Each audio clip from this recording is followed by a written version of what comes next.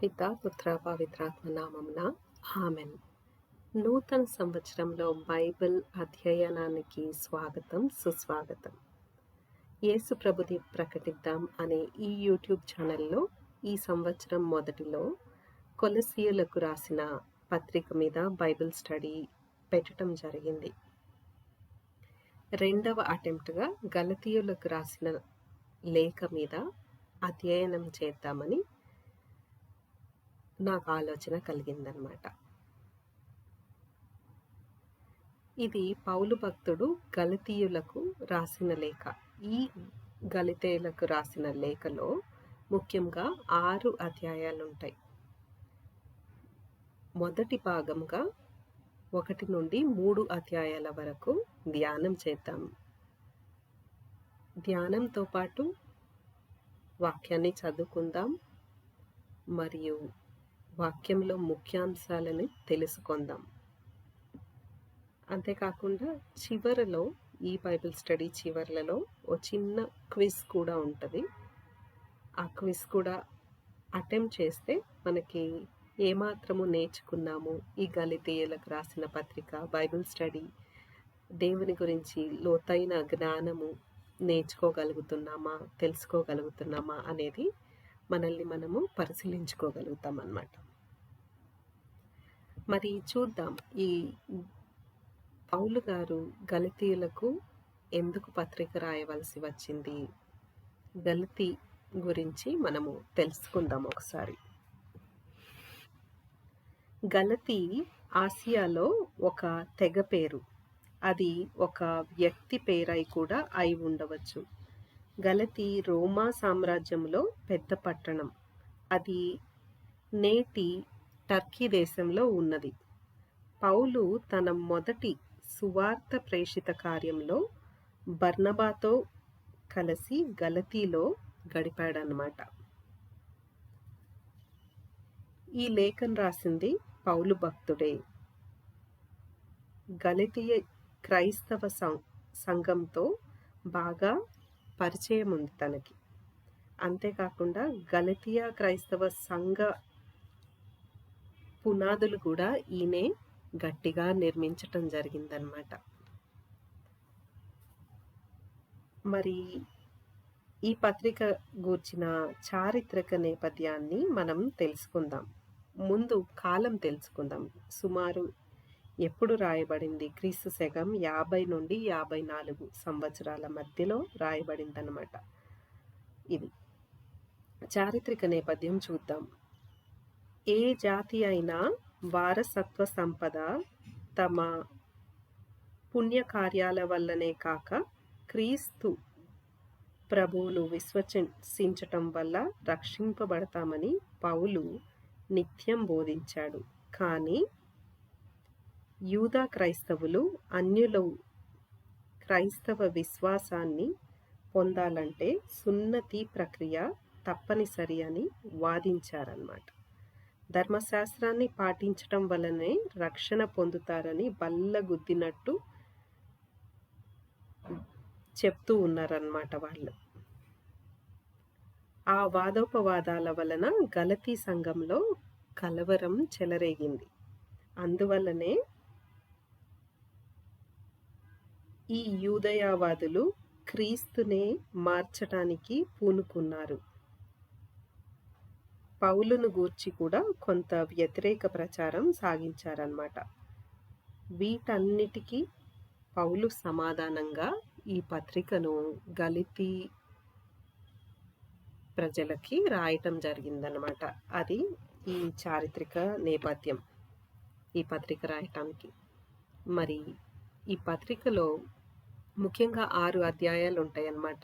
6 అధ్యాయాల్లో ఈ మొదటి భాగంలో మనం 3 అధ్యాయాల మీద ధ్యానించబోతున్నాం.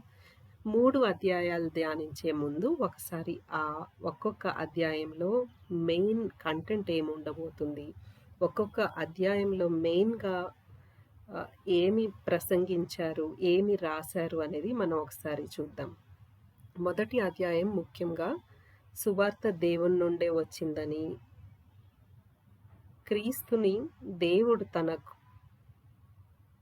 క్రీస్తుని అన్యులకు బోధించుటకు గాను దేవుడు తన కుమారుని నాకు ప్రత్యక్షపరిచారని అపోస్తులుడైన పౌలు చెప్తూ ఉన్నారనమాట ఈ మొదటి అధ్యాయంలో. రెండవ అధ్యాయంలో ఏమి బోధించారంటే, ఏం చెప్పారంటే, ఏమి రాశారంటే, యేసుక్రీస్తుపై విశ్వాసం ద్వారానే నీతిమంతులం అవుతామని చెప్పి రెండవ అధ్యాయంలో స్పష్టంగా చెప్పటం జరిగింది. మూడవ అధ్యాయం ముఖ్యంగా దేన్ని స్పష్టం చేస్తుందంటే, విశ్వాసం వల్లనే ఆశీర్వాదాలు వస్తాయని చెప్పి చెప్తూ ఉందన్నమాట. ఈ 3 అధ్యాయాల బేసిక్ సారాంశము ఇది. మరి మనము ఈ 3 అధ్యాయాలను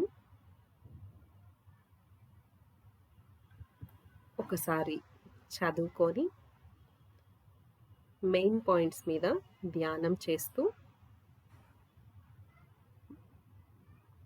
మనము దేవుని నుండి వచ్చిన సందేశాన్ని స్వీకరించడానికి ప్రయత్నిద్దాం. గలతీయులకు రాసిన లేఖ 1వ అధ్యాయాన్ని మనం చదువుకుందాం. మనుషుల నుండి కానీ మనుషుని ద్వారా కానీ కాక యేసుక్రీస్తు ద్వారా ఆయనను మృతులలో నుండి లేవనెత్తిన తండ్రియగు దేవుని ద్వారా అపోస్తులునిగా పిలుపును పొందిన పౌలు రాయునది. మన తండ్రియగు దేవునకు ప్రభువగు యేసుక్రీస్తును మీరు కృపను సమాధానమును ప్రసాదింతురుగాక. ఈ ప్రస్తుత దుష్ట యుగము నుండి మనకు విముక్తి కలిగించుటకై మన తండ్రియగు దేవుని సంకల్పమును అనుసరించి మన పాపముల కొరకు క్రీస్తు ఆత్మార్పణము చేసుకొనెను. దేవునకు సదా మహిమ కలుగునుగాక. ఆమేన్. మిమ్ము చూచి నాకు ఆశ్చర్యమగుచున్నది. క్రీస్తు యొక్క కృపకు మిమ్ము పిలిచిన వానిని ఇంత త్వరగా విడనాడి మరి ఒక సువార్త వైపుకు మరలుచున్నారు కదా. నిజమునకు అది మరి ఒక సువార్త కాదు, కానీ కొందరు మిమ్ము కలవరపెట్టి క్రీస్తు సువార్తను మార్పు చేయ ప్రయత్నించుచున్నారు. మేము కానీ లేక దివి నుండి దిగి వచ్చిన దేవదూతయే కానీ మేము బోధించిన దానికంటే భిన్నమైన సువార్త మీకు బోధించిన ఎడల అతడు శపింపబడునుగాక. సోదరులారా, నేను మీకు తెలియజేయుచున్నాను, నేను బోధించు సువార్త మానవ కల్పితము కాదు. నేను దానిని ఏ మనుష్యుని వద్ద నుండి పొందలేదు, ఎవరునూ దానిని నాకు బోధింపలేదు. యేసుక్రీస్తే దానిని నాకు బయలుపరచెను. పూర్వము నేను యూదా మతమునందున్న రోజులలో దేవుని సంఘమును ఎంతగా హింసించి దానిని నాశనము చేయ ప్రయత్నించితినో మీరు వినియున్నారు కదా. యూదా మతమును అవలంబించుటలో నా వయసు గల తోడి యూదులు అనేకులలో నేను అగ్రగణ్యుడనైతిని. మన పూర్వుల సంప్రదాయములపై ఎంతో ఆసక్తి కలిగి ఉండేవాడను. కానీ నా తల్లి గర్భమునందే దేవుడు దయతో నన్ను తన సేవకై ప్రత్యేకించి పిలిచెను. ఆయనను అన్యులకు బోధించుటకు గాను దేవుడు తన కుమారుని నాకు ప్రత్యక్షపరచుటకు ఉద్దేశించినప్పుడు నేను వెంటనే సలహా కొరకు ఏ మనుష్యుని వద్దకు పోలేదు. 3 సంవత్సరాల తర్వాత పేతురుని దర్శించి విషయములు తెలుసుకొనుటకు యెరూషలేమునకు వెళ్ళి అతనితో 15 రోజులు గడిపితిని. ప్రభు సహోదరుడైన యాకోబును తప్ప నేను మరి ఏ ఇతర అపోస్తలుని చూడలేదు. అంతవరకును యూదయలోని క్రీస్తు సంఘముల వారికి నాతో ముఖ పరిచయము లేకుండెను. ఒకప్పుడు మనలను హింసించిన ఇతడే ఈనాడు తాను నిర్మూలము చేయనించిన విశ్వాసమును బోధించుచున్నాడు అని మాత్రము వారు వినుచుండిరి. నన్ను గూర్చి వారు దేవుని స్తుతించిరి. ఇది మొదటి అధ్యాయం. ఈ మొదటి అధ్యాయంని ఒకసారి మనము ధ్యానిద్దాం. ఈ మొదటి అధ్యాయంలో 4వ వచనము గమనించినట్లయితే చాలా ముఖ్యమైన వచనము. ఇక్కడ ఈ దుష్టయుగము నుండి మనల్ని విముక్తి కలిగించుటకై మన తండ్రియగు దేవుని సంకల్పమును అనుసరించి మన పాపముల కొరకు క్రీస్తు ఆత్మార్పణము చేసుకొనెను అని చెప్పి ఇక్కడ చెప్తూ ఉన్నారనమాట. సకల మానవుల పాపముల పరిహారార్థము క్రీస్తు ప్రభు ఆత్మార్పణము కావింపబడెను.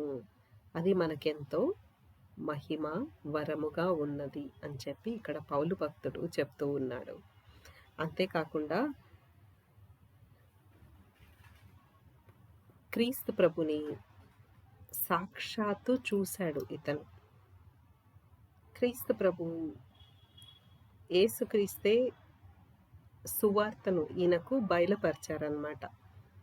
ఎలా సువార్తను బోధించాలి, పవిత్రాత్మ శక్తిని ఈయనకు దయచేసి ఆ శక్తి ద్వారా క్రీస్తు ప్రభువే ఈయనకి సువార్తను, ఇప్పుడు రాస్తున్న ఈ లేఖల సారాంశమునంతటిని అందించాడనమాట. ఏమి చెప్పాలి, ఆ సత్యమును ఎలా బోధించాలి అనేది క్రీస్తు ప్రభువే ఈయనకి బయలుపరిచారని చెప్పి 12వ వచనంలో పౌలు భక్తుడు చెప్తూ ఉన్నాడు.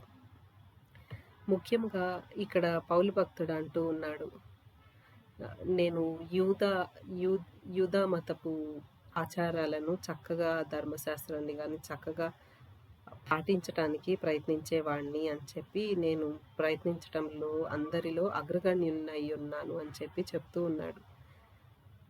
కానీ ఈ 15వ వచనంలో చెప్తూ ఉన్నారు, నా తల్లి గర్భం నుండే దేవుడు నన్ను ప్రత్యేకించి ఎన్నుకొన్నారు, నన్ను తన సేవకై నన్ను పిలుచుకున్నాడని చెప్పి చెప్తూ ఉన్నాడు పౌలు భక్తుడు. 16వ వచనం గమనించినట్లయితే ఇక్కడ ముఖ్యంగా తనని ఎన్నుకున్నది దేని కొరకు అనేది పౌలు భక్తుడు చెప్తున్నాడు.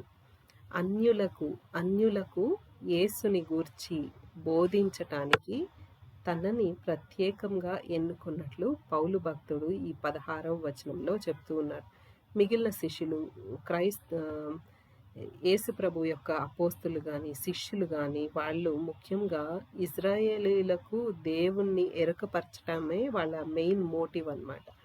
బట్ పౌలు గారిని మాత్రం దేవుడు ఎన్నుకున్నది ముఖ్యంగా అన్యులకు కూడా తన ప్రేమను, తన రక్షణను తెలియజేయటానికి ఎన్నుకొన్నారు. మనం కూడా అన్యులమే కదా, మరి మనకి కూడా ఈ పౌలు భక్తుని లేఖల వల్లనే ఎంతో సత్యాన్ని తెలుసుకోగలిగామన్నమాట. ఆ క్రీస్తు ప్రభుని ఈయన ద్వారానే అన్యులు సువార్తను పొందుకొన్నారు. అదే ముఖ్యంగా ఈ మొదటి అధ్యాయంలో చెప్పబడుతుందన్నమాట. అందరు అక్కడ ఆశ్చర్యపోతూ ఉన్నారు కూడా నన్ను చూసి.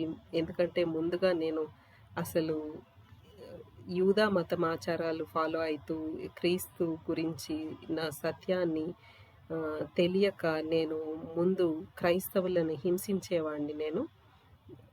ఇప్పుడు నన్ను చూసి ఎందరో ఆశ్చర్యపడుతున్నారని 23-24 వచనాల్లో పౌలు భక్తుడు చెప్తున్నాడు. నిర్మూలిద్దాం అనుకున్న విశ్వాసాన్ని ఇప్పుడు బోధిస్తున్నాడు ఇతనని చెప్పి దేవుణ్ణి స్తుతించారంట ఆ సంఘం వాళ్ళు అంతా. అది ఈ మొదటి అధ్యాయం యొక్క సారాంశం. 2వ అధ్యాయాన్ని ఒకసారి బ్రీఫ్గా పరిశీలిద్దాం, చదువుకుందాం ముందుగా. అటు పిమ్మట 14 సంవత్సరాలైన తరువాత తీతును కూడా వెంటబెట్టుకొని బర్నబాతో తిరిగి యెరూషలేమునకు వెళ్ళి తిని, అటులా పోవలెనని దేవుడు నాకు తెలియజేయుటచే తనే నేను పోయి తిని. నేను జరిపించినది ఒకవేళ వ్యర్థమై పోవునేమో అని నేను అన్యుల మధ్య వివరించుచున్న సువార్తను వారికి మరి ప్రత్యేకంగా పెద్దలని ఎంచబడిన వారికి విశదపరచితిని. గ్రీసు దేశస్థుడే అయినను నా తోడి వాడగు తీతును సహితము సున్నతి పొందవలెనని బలవంతము పెట్టలేదు. ఇట్లు కాక సున్నతి పొందిన వారికి సువార్తను బోధించు బాధ్యతను దేవుడు పేతురునకు అప్పగించినట్లే సున్నతి పొందని వారికి సువార్తను బోధించు బాధ్యతను దేవుడు నాకు అప్పగించినని వారు గ్రహించిరి. ఏలైనా సున్నతి పొందిన వారికి పేతురును అపోస్తులునిగా చేసిన వాడే నన్నును అన్యులకు అపోస్తులునిగా చేసెను. ఆధార స్తంభములుగా ఎంచబడిన యాకోబు, పేతురు, యోహానులు దేవుడు నాకు వసగిన ప్రత్యేక కృపావరము గుర్తించిరి. మేము అన్యులలోనూ వారు సున్నతి పొందిన వారిలోనూ పని చేయవలనని చెప్పి తమతో భాగస్థుల మగుటకు సూచనగా వారు నాతోనూ బర్నబాతోనూ కుడి చేతితో కరచాలనం చేసిరి. వారు సువార్తయందలి సత్యమును అనుసరించి ప్రవర్తించటలేదు అని నేను గమనించిన తోడనే వారి అందరి ఎదుట పేతురుతో ఇట్లాంటిని: యూదుడవైన నీవు యూదుని వలె కాక అన్యుని వలె జీవించుచుంటివి. అయినచో అన్యులు యూదుల వలె జీవింపవలనని నీవు ఎట్లు బలవంతము చేయగలవు? ఇది ఈ 2వ అధ్యాయం యొక్క మెయిన్ ఇంపార్టెంట్ వచనాలన్నమాట. ఇక్కడ మెయిన్గా మనం నేర్చుకోవాల్సింది ఏంటంటే, ధ్యానించవలసింది ఏంటంటే, ఈ 3వ వచనం చూసినట్లయితే తీతు ఎవరైతే పౌలు భక్తునితో కలిసి సువార్త పరిచర్య చేస్తూ ఉన్నారో అతను రోమీయుడు అన్నమాట. రోమీయుడు అయినప్పటికీ పౌలేమో యూదుడే. ఆయన బెన్యామిన్ గోత్రమునకు చెందినవాడనమాట. అయితే ఆ తీతును కూడా నేను బలవంత పెట్టలేదు, నువ్వు సున్నతి పొందాలని చెప్పి పౌలు భక్తుడు ఇక్కడ స్పష్టంగా చెప్తున్నాడు. దేవుణ్ణి తెలుసుకోవాలంటే సున్నతి పొందాల్సిన అవసరము లేదు అనే భావన పౌలు గారిదన్నమాట. ఇక్కడ 7వ వచనం గమనించినట్లయితే, సున్నతి పొందిన వారికి సువార్త బోధించడానికి పేతుర్ని దేవుడు ఎన్నుకొన్నాడు, మరియు అన్యులకు సువార్తను బోధించడానికి దేవుడు నన్ను ఎన్నుకొన్నాడని చెప్పి ఇక్కడ పౌలు భక్తుడు తెలియజేస్తూ ఉన్నాడనమాట. 14వ వచనము గమనించినట్లయితే ఇక్కడ వీళ్ళిద్దరికీ ఒక కాన్ఫ్లిక్ట్ అనేది ఏర్పడిందనమాట. ఎవరికి? పేతురుకి పౌలుకి. పేతురేమో ఇజ్రాయేలీలకు సున్నతి పొందాలి, సున్నతి పొందిన వాళ్ళకే ఇతను ప్రీచ్ చేస్తూ ఉంటాడనమాట, సువార్తను అందిస్తూ ఉంటాడు ఇజ్రాయేలీలకి. అయితే ఇక్కడ పౌలు భక్తుడు అంటూ ఉంటాడనమాట, పేతురు నువ్వు యూదుడవై కూడా నువ్వు అన్యుడి వలె జీవిస్తున్నావు, మరి అన్యుల అయిన వారిని ఎందుకు యూదులుగా బ్రతకమని బలవంతం చేస్తున్నావు? వాళ్ళకి సున్నతి చేయటం ఎందుకు? అవసరమా? అవన్నీ అనవసరము అన్నట్లు పౌలు భక్తుడు ఇక్కడ పేతురు గారిని వ్యతిరేకిస్తూ ఇక్కడ చెప్తూ ఉన్నారన్నమాట. కానీ సువార్త అందరిది దేవుని పరిచర్య. వాళ్ళేమో శిష్యులేమో మెయిన్గా ఇజ్రాయేలీలకు సువార్త చెప్పటంలో వాళ్ళు బిజీగా ఉంటే, పౌలు గారేమో అన్యులకు సువార్త పంచటంలో బిజీగా ఉన్నారనమాట. ఇప్పుడు 3వ అధ్యాయాన్ని మనం ఒకసారి బ్రీఫ్గా చదువుకొని ధ్యానిద్దాం. అవివేకులకు గలితేయులారా, మీరు ఎవని మాయలకు లోనైతిరి? శిలువపై యేసుక్రీస్తు మరణము మీ కన్నుల ఎదుట ప్రత్యక్షము చేయబడినది కదా. ఈ ఒక్క విషయం మీ నుండి నేర్చుకోగోర్చున్నాను. ధర్మశాస్త్రము ఆజ్ఞాపించిన దానిని చేయుట వలన మీరు దేవుని ఆత్మను పొందితిరా, లేక విశ్వాసముతో సువార్తను వినుట వలన మీరు ఇంతటి మూర్ఖుల, మీరు దేవుని ఆత్మతో ఆరంభించి శరీరంతో ముగించుచున్నారా? నిష్ప్రయోజనం ముగనే ఇన్ని కష్టములు అనుభవించితిరా?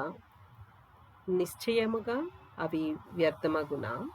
దేవుడు మీకు ఆత్మ నొసగి మీ మధ్యలో అద్భుతములు చేయుట మీరు ధర్మశాస్త్రమును అనుసరించుట చేతనేనా? లేక విశ్వాసంతో వినుట వలన? అతడు దేవుని విశ్వసించెను, ఆ విశ్వాసము అతనికి నీతిగా ఎంచబడెను అని అబ్రహామును గూర్చి లేఖనము చెప్పుచున్నది. కనుక విశ్వాసము గలవారే అబ్రహాము యొక్క నిజమైన సంతతి అని మీరు గ్రహింపవలెను. విశ్వాసము వలన అన్యజనులను నీతిమంతులుగా దేవుడు చేసుకొనునని లేఖనం ముందే చెప్పుచున్నది. కనుకనే అది భువియందలి ప్రజలందరినీ దేవుడు నీ ద్వారా దీవించును అని శుభ సందేశమును ముందే అబ్రహామునకు తెలియజేసినది. అబ్రహాము విశ్వసించెను, కనుకనే దీవింపబడెను. అతని వలనే విశ్వాసము కలవారు దీవింపబడుదురు. ధర్మశాస్త్రము విధించిన క్రియలపై ఆధారపడియుండువారు శాపగ్రస్తులగుదురు. ఏలైనా లేఖనము చెప్పుచున్నట్లు ధర్మశాస్త్ర గ్రంథమునందు రాయబడిన నియమములన్నింటినీ సర్వదా విధేయుడు కాని వ్యక్తి శాపగ్రస్తుడగును. ధర్మశాస్త్రము ద్వారా ఏ వ్యక్తి అయినను నీతిమంతుడు కాజాలడు అనుట ఇప్పుడు స్పష్టమే కదా. ఏలైనా విశ్వాసము ద్వారా నీతిమంతుడు జీవించును, కానీ ధర్మశాస్త్రము విశ్వాసంపై ఆధారపడి ఉండలేదు. ఏలైనా ధర్మశాస్త్రము విధించు అన్ని నియమములను పాటించు వ్యక్తి వాని వలన జీవించును.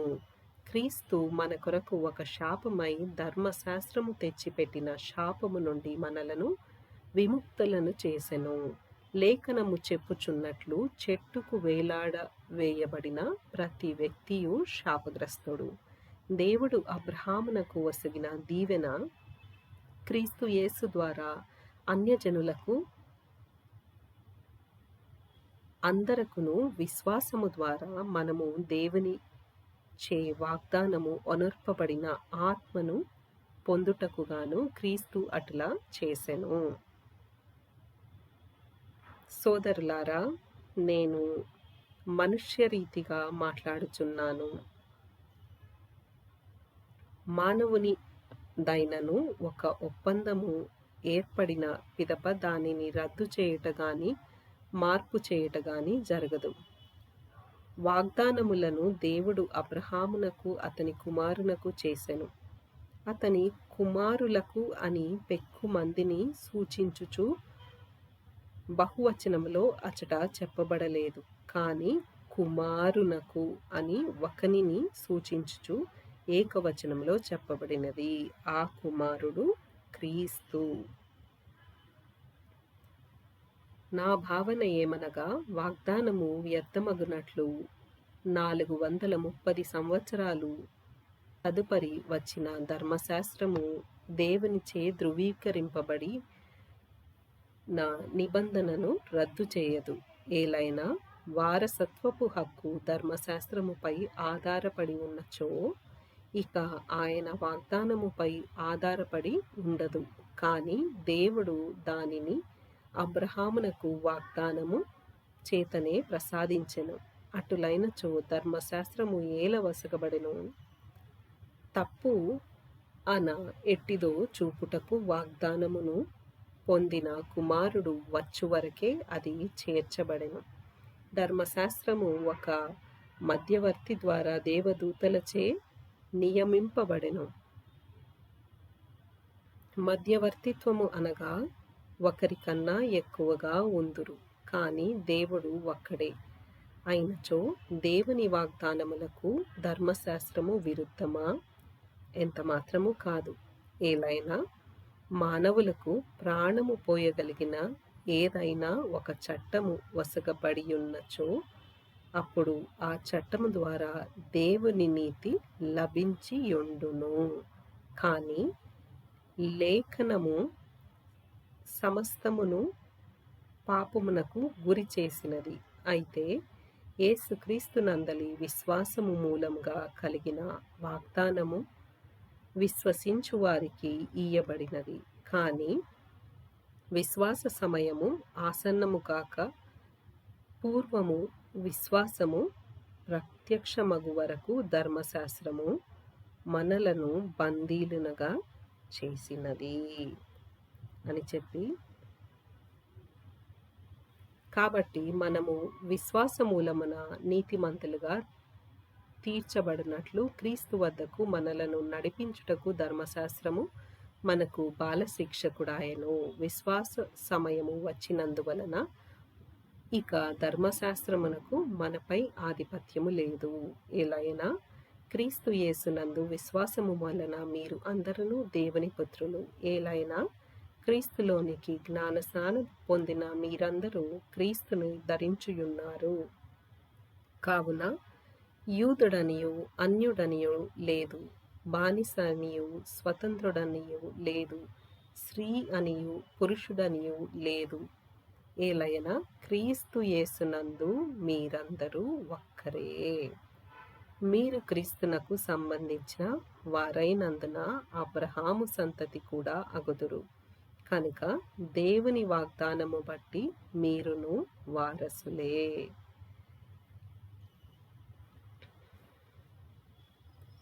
ఇది ఈ 3వ అధ్యాయం చదివాం కదా. ఇప్పుడు 3వ అధ్యాయంని బ్రీఫ్గా ధ్యానిద్దాం. 3వ అధ్యాయంలో ఏం చెప్పబడిందంటే ధర్మశాస్త్రం వలన మనం నీతిమంతులం అవుతామా? ధర్మశాస్త్రం దేవుడిచ్చాడు. ఆ ధర్మశాస్త్రాన్ని మనం పాటించటం వల్ల నీతిమంతులు అవ్వగలుగుతామా? ఎందుకంటే ఆ ధర్మశాస్త్రము పాటించటం అనేది చాలా కష్టమైన పని.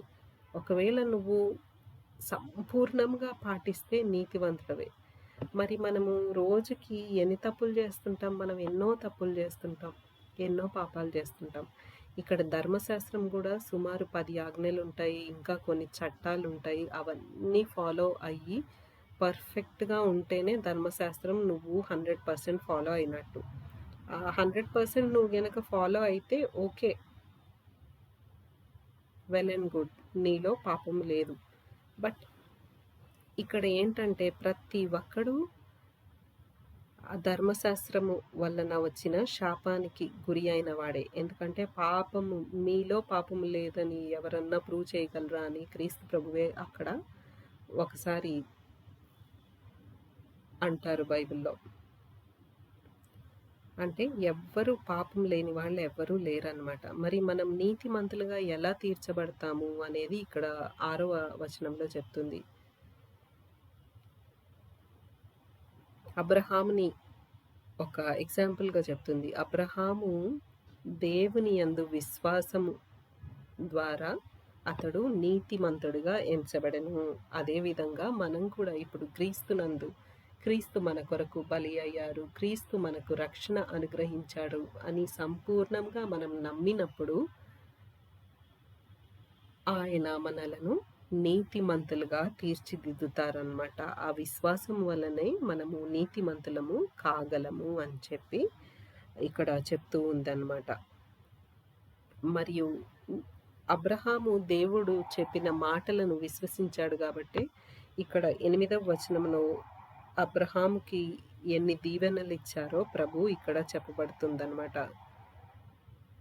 భువి అందలి ప్రజలందరినీ దేవుడు నీ ద్వారా దీవించును అని చెప్పి ఇక్కడ వాగ్దానం చేయబడింది. అబ్రహాము ద్వారా కావచ్చు, కానీ అబ్రహాము సంతతిలో నుండి వచ్చే క్రీస్తు ద్వారా ఆ దీవెన అని చెప్పి భువి అందలి జనాలకి దీవెన అని ఇండైరెక్ట్గా ఈ వచనం చెప్తూ ఉందన్నమాట. అంతేకాకుండా ఇక్కడ ఏం చెప్పబడుతుందంటే ధర్మశాస్త్రముకి లోనైన వాళ్ళు, ధర్మశాస్త్రము సరిగా పాటించలేని వాళ్ళు ఏమవుతారు? శాపగ్రస్తులైపోతారు కదా! ఆ శాపము తొలగించటానికి క్రీస్తు ప్రభు సంపూర్ణంగా ఆయన ధర్మశాస్త్రము ఫాలో అయ్యి, సంపూర్ణంగా ఆ విధి విధానాలన్నీ నిర్వర్తించి, ఆయన మన కొరకు ఒక శాపమై మన కొరకు మరణించారనమాట. మరణించటం వల్ల మనము రక్షణ పొందాము ఆయన యందు విశ్వాసం కలిగి.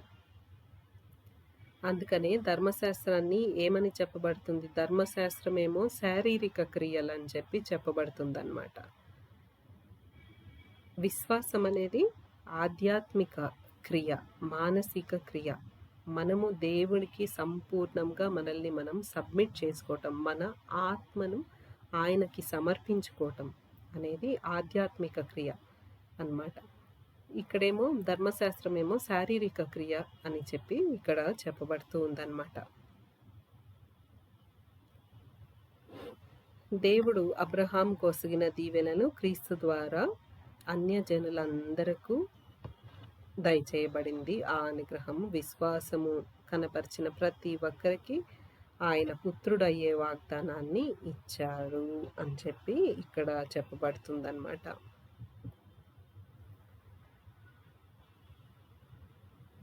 అట్లయితే మరి ధర్మశాస్త్రం ఎందుకు ఇచ్చారు అని చెప్పి మనం ఒక క్వశ్చన్ వేసినట్లయితే, ధర్మశాస్త్రం ఎందుకు ఇవ్వబడిందంటే ఏది తప్పు, ఏది రైట్ అనేది, ఏది చేయకూడదు, ఎలా జీవించాలి అనేది తెలుసుకోవటానికి ధర్మశాస్త్రం ఇవ్వబడిందనమాట. ఆ ధర్మశాస్త్రం ఇచ్చాక, ఆ ధర్మశాస్త్రం ఎప్పుడు ఇవ్వబడింది? అబ్రహాం తర్వాత 430 సంవత్సరాలకి ఇవ్వబడిందనమాట. అబ్రహాముకి 430 సంవత్సరాల క్రితము ప్రభువు వాగ్దానాన్ని ఇస్తున్నాడనమాట. క్రీస్తు ప్రభు ఏమని వాగ్దానం ఇస్తున్నాడు అక్కడ?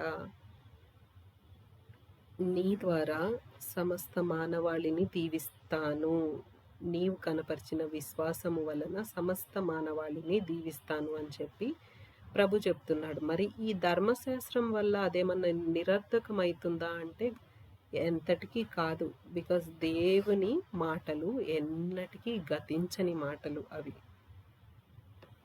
మరి ఈ ధర్మశాస్త్రం వలన వచ్చే ఈ శాపము ఎలా తొలగించబడింది? క్రీస్తు ప్రభు ఆత్మార్పణ వల్ల అది తొలగించబడింది.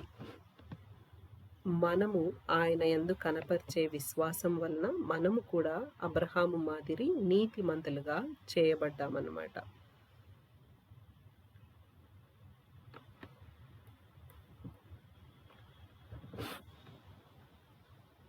అంతేకాకుండా ధర్మశాస్త్రము మనపై ఇక ఏమాత్రము ఆధిపత్యము చేయదు. ఎందుకంటే విశ్వాస సమయం అనేది అయింది కాబట్టి. ఎప్పటి వరకు ధర్మశాస్త్రము ఆధిపత్యం ఉండేది అంటే, దేవుడు ఈ లోకానికి, క్రీస్తు ప్రభు ఈ లోకానికి వచ్చే వరకే అన్నమాట. అది ఇలా బ్రతకాలి, ఇలా మంచిగా ఉండాలి, ఇలా చెడ్డ పనులు చేయకూడదు అని చెప్పటం.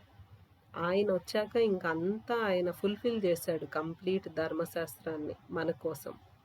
ఇంకా మనమేమీ కష్టపడనక్కర్లేదు. ఓన్లీ ఆయన యందు విశ్వసించాలి. ఆయన యందు విశ్వసించినప్పుడు ఏమవుతుంది? ఆయన యందు సంపూర్ణ విశ్వాసం ఉన్నప్పుడు ఆయన యేసు ప్రభు తన పరిశుద్ధాత్మతోని మనల్ని నింపుతారనమాట. ఆ పరిశుద్ధాత్మతోని మనము నింపబడినప్పుడు, ఆయన ఆత్మతో నింపబడినప్పుడు, ఆయన పరిశుద్ధంగా ఉన్నాడు, ఆ పరిశుద్ధమైన ఆత్మ మనలో ప్రవేశించినప్పుడు మనము కూడా పాపానికి దూరంగా, వ్యతిరేకంగా జీవిస్తామన్నమాట. అందుకనే ఈ ధర్మశాస్త్రము ఒక చిన్నప్పటి బాల శిక్షగా ఉంటే, ఆ తర్వాత కుమారుడు వచ్చాక ఆ ధర్మశాస్త్రము ఫుల్ఫిల్ చేశాడు, రద్దు చేశాడు. రద్దు ఎందుకైందంటే కుమారుల విశ్వాసము ద్వారా అది రద్దయిందనమాట. విశ్వాసం వలన మనం ఏం పొందుకున్నాము? ఆయన ఆత్మను పొందుకున్నాము. ఆత్మని పొందుకోవటం వల్ల ఆయన యందు జీవించగలుగుతున్నాం అన్నమాట. ఇది ఈ గలతీ పత్రిక యొక్క సారాంశము. ఒకసారి మనము గలతీ పత్రికలో ధర్మశాస్త్రం గురించి చెప్పబడుతూ ఉంది కదా. మోషే ధర్మశాస్త్రము ఏముంటుంది దీనిలో అనేది ఒకసారి తెలుసుకుందాం. మోషే ధర్మశాస్త్రం అనేది దేవుడు ఇశ్రాయేలీలకు మోషే ద్వారా ఇచ్చిన నియమాలు, ఆజ్ఞలు, విధానాలు సమాహారం అన్నమాట. అవి ప్రధానంగా నిర్గమకాండం నుండి ద్వితీయోపదేశ కాండం వరకు కనిపిస్తాయి. ముఖ్య భాగాలు ఏమనగా నైతిక ధర్మశాస్త్రం. నైతిక ధర్మశాస్త్రం ఇందులో 3 పార్ట్స్ ఉంటాయి అన్నమాట ధర్మశాస్త్రంలో. నైతిక ధర్మశాస్త్రం అనేది 10 ఆజ్ఞలు. దేవునితో మనుషులతో సంబంధం ఎలా ఉండాలో అనేది చెప్పి ఈ 10 ఆజ్ఞలు మనకు చెప్తూ ఉన్నాయి. 10 కమాండ్మెంట్స్ మనకు తెలుసు కదా. ఆ తర్వాత సాంఘిక పౌర ధర్మశాస్త్రం, సమాజ జీవనానికి సంబంధించిన నియమాలు, ఎలా జీవించాలి అని చెప్పి కొన్ని నియమాలు, ఆ నియమాలు. అంతేకాకుండా ఆచార ఆరాధన ధర్మశాస్త్రం, అంటే కొన్ని ఆచారాలు ఇలా పాటించాలి. దేవుడు పుట్టినప్పుడు కూడా మరియమాత సెయింట్ జోసెఫ్ వెళ్ళి 2 గువ్వలను దేవునికి సమర్పించి కృతజ్ఞతా బలి సమర్పించి వస్తారు కదా. అది ఒక ఆచారం, విధి విధానం, ఆరాధన. అంతేకాకుండా బలులు సమర్పించటము, పండుగలు ఇట్లా చేయాలి, ఇట్లా పాటించాలి, పరిశుద్ధత, గుళ్ళోకి ఎంటర్ అయ్యేటప్పుడు ఇలా పరిశుద్ధపరచుకొని రావాలి. అట్లా ఈ విధి విధానాలు, నియమాలన్నీ ఇక్కడ ఉంటాయి అన్నమాట. అది కలిపి మొత్తము ధర్మశాస్త్రం అంటారు. దీని మెయిన్ ఉద్దేశం ఏంటంటే ఇజ్రాయేల్ జనులు పరిశుద్ధంగా తీర్చబడటానికి ఇవి ఇయ్యబడ్డాయి అన్నమాట. పాపాన్ని ఏది పాపం అనేది తెలుసుకోవటానికి కూడా ఈ లాస్ ఇవ్వబడ్డాయి అన్నమాట. రాబోయే క్రీస్తు వైపు మరలటానికి కూడా ఈ ధర్మశాస్త్రము ఇవ్వబడిందన్నమాట. క్రైస్తవ దృష్టికోణం చూద్దాం మరి. మోషే ధర్మశాస్త్రం ద్వారా రక్షణ రాదు, కానీ క్రీస్తు ప్రభు ఆ ధర్మశాస్త్రాన్ని సంపూర్ణమొనర్చారనమాట. యేసుక్రీస్తు మనకెలా సంపూర్ణమవుతుంది? యేసుక్రీస్తుని విశ్వసించటం ద్వారా. యేసుక్రీస్తు ఆ ధర్మశాస్త్రాన్ని పూర్తి చేశారు, సంపూర్ణం చేశారు. విశ్వాసులు ఎప్పుడూ కృప ద్వారా, విశ్వాసం ద్వారా రక్షించబడతారని చెప్పి ఈ క్రైస్తవ దృష్టికోణం చెప్తుంది అన్నమాట. అది మనకి సంబంధించిన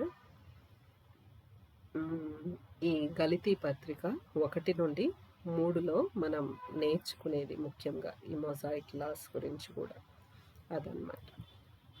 మరి క్విజ్ టైం. ఒకసారి ఈ 1 నుండి 3 లేఖల మధ్యలో 1 నుండి 3 అధ్యాయాలను ఇప్పుడు ధ్యానం చేశాం కదా. ఒకసారి వాటి మీద కొన్ని క్వశ్చన్స్ చూసి అవి మనం ఆన్సర్ చేయగలుగుతున్నామా లేదా అనేది చూద్దాం. Multiple choice questions.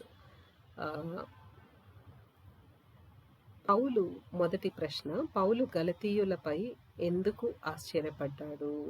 గలతీయులను చూసి పౌలు ఎందుకు ఆశ్చర్యపడ్డారు? వారు ప్రార్థన చేయకపోవటం వల్ల, వారు వేరే సువార్త వైపు త్వరగా తిరుగుతున్నందున, వారు సంఘానికి రాకపోవటం వల్ల, వారు పౌలును తిరస్కరించినందుకు. ఎందుకు? ఆన్సర్ ఇస్ బి, వారు వేరే సువార్త వైపు త్వరగా తిరుగుతున్నందున. రెండవ ప్రశ్న, పౌలు ప్రకటించిన సువార్తను ఎవరి నుండి పొందలేదు? అపోస్తుల నుండి, సంఘ పెద్దల నుండి, మనుష్యుల నుండి, యూదుల నుండి? మనుష్యుల నుండి. Answer is C. మూడవ ప్రశ్న, మనుష్యుడు నీతిమంతుడవుట ఏ ద్వారా జరుగుతుంది? ఎలా జరుగుతుంది? ధర్మశాస్త్ర క్రియల చేత, సున్నతి ద్వారా, యేసుక్రీస్తుపై విశ్వాసం చేత, మంచి కార్యముల చేత? యేసుక్రీస్తుపై విశ్వాసము చేత. Answer is C. నాలుగవ ప్రశ్న, అబ్రహాము దేవునిని నమ్మినప్పుడు అది అతనికి ఏమిగా లెక్కింపబడినది? ఆశీర్వాదముగా, బహుమతిగా, నీతిగా, బలిగా. ఆన్సర్ ఇస్ సి, నీతిగా. ధర్మశాస్త్రం వరకు మనకు